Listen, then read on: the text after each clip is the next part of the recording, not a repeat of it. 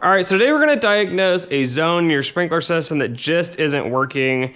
The first thing to do is just to turn on the zone that you have.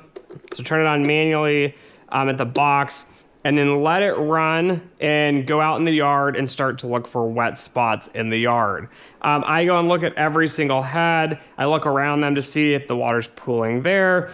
A sprinkler system is pressure operated. If it doesn't have the right pressure, what ends up happening is that none of the heads can run because you have one leak somewhere. And so the goal of this is to find where this leak is, and this is probably 70% of the time, maybe 80% of the time, or even higher.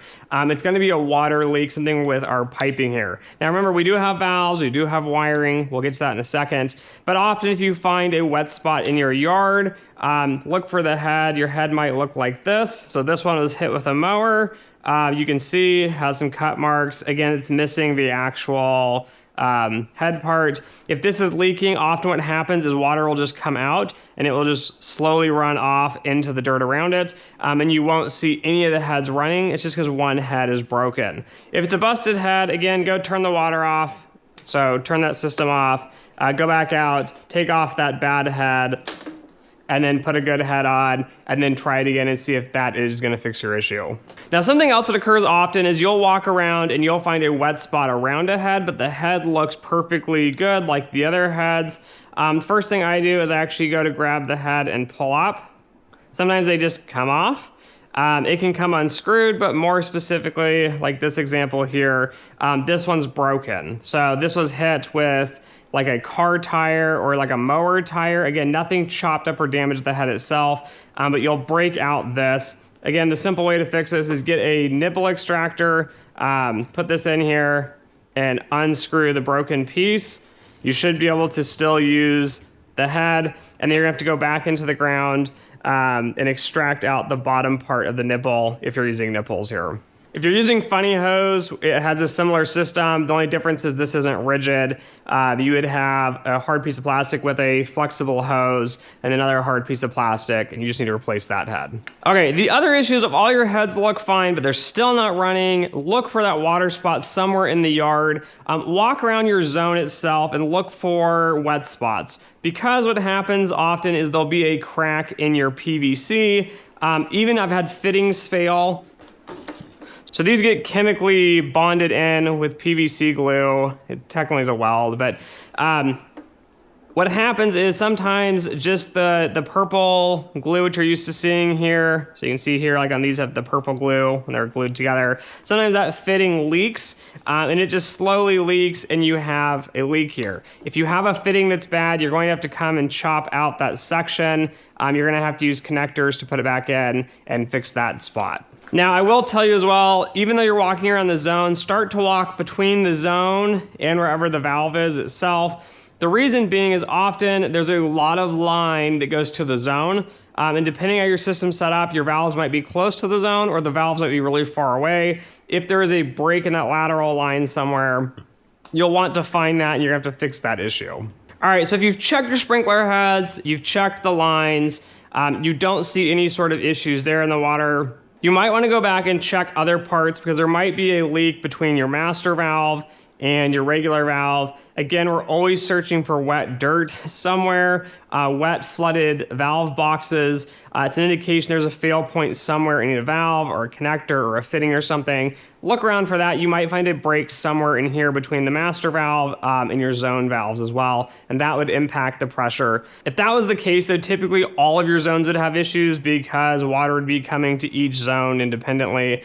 And so if you don't have all the zones issues, it's just one zone, it's gonna be from your valve forward. Now, if you don't find any water spots in your system itself, there's no flooded areas and it's still not running, it's probably going to be a valve issue. Now, valves can get stuck shut. The wiring between the valve and the box somewhere could get broken. And so the best thing to do to test this is actually use a 9-volt battery, because I'm trying to figure out at this point now, you'll have wire nuts on here out of the box that connect these wires to the other wires that go back to the box that are gonna be long wires. We're trying to figure out if the valve is broken or if the box is broken. One way to test this just to start is lefty-loosey and turn this valve open and see if the zone is working then. okay? If that's gonna be the case there's something wrong with the wires most likely. And so, again, you can manually turn the zone on and off, but we need to then diagnose what's going on behind the scenes.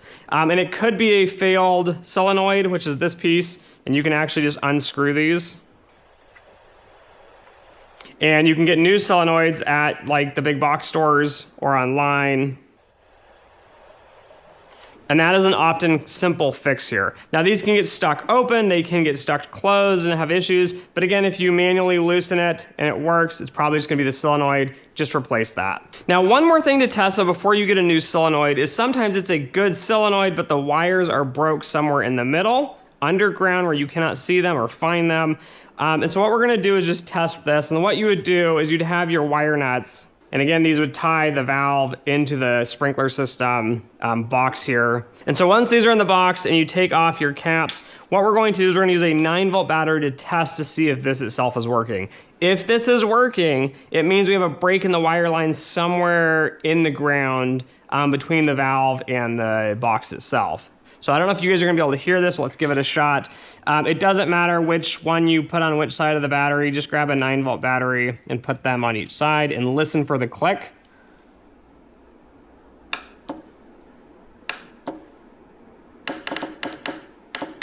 But that's what happens in your box. Electricity goes through and then it clicks open and then it shuts off and clicks close. If this is all working and you're hearing the click, you got a good valve.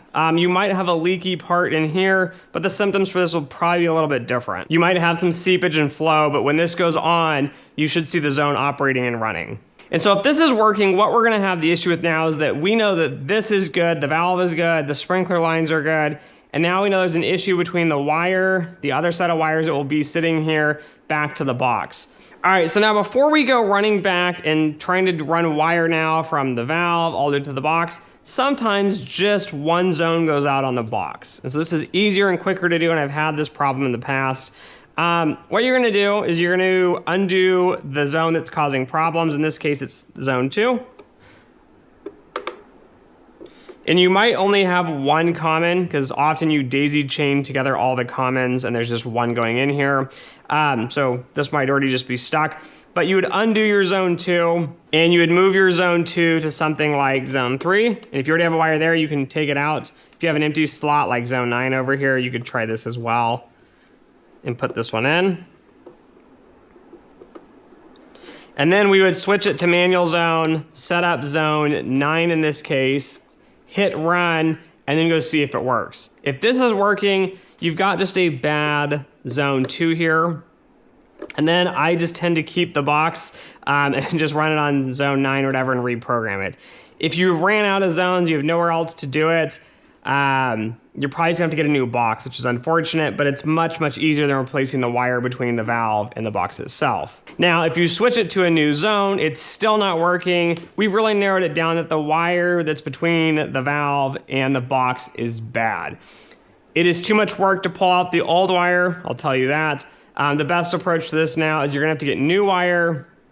I would go and, again, hook it into the box, run all your new wire, give yourself extra slack, take a shovel, cut the dirt, and push the wire in. I like to get it at least 8 inches or 12 inches best below the surface here without hitting any sort of PVC lines or any other wires. And carefully kind of cut a line in the sod, in your grass, your dirt, whatever, and then run your new wire from the box to the valve. For system issues that are across all the zones, it's typically gonna lead back to either a leak between the main and the zones themselves, could be a crack in the line, it could be a bad master valve. Again, check all the piping before your master valve, back to your backflow preventer. You can check your backflow preventer again by actually taking off these covers. Are typically broken, to be honest with you. And then using a flathead screwdriver and opening and closing to make sure you have water flow through each one of the checkpoints. If you have water flow through all of these, it should be good. And that should not be the problem. If you do turn one of these on, like often you'll turn the last one on and no water comes out, so you turn this so the line is parallel. The line with the screw is parallel, the water should be coming out. If it's not coming out, something in here is stuck shut. and you'd have to take this apart and figure out how to fix that. But if you don't have any sort of leaks, you can't find any wet spots anywhere near and around this, and your water is turned on, please make sure your water line is turned on, then it's gonna be a main valve issue.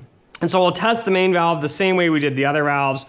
You'll undo the wire caps you have. You'll have your 2 ends. You'll use your 9-volt battery. You'll test it, listen for a click, see if that's working. Also, you can just manually open this all the way up. And then I'd go down and either run with the box one of your other zones, maybe run your valve itself, see if that works. If that is working, it means something's wrong with the valve.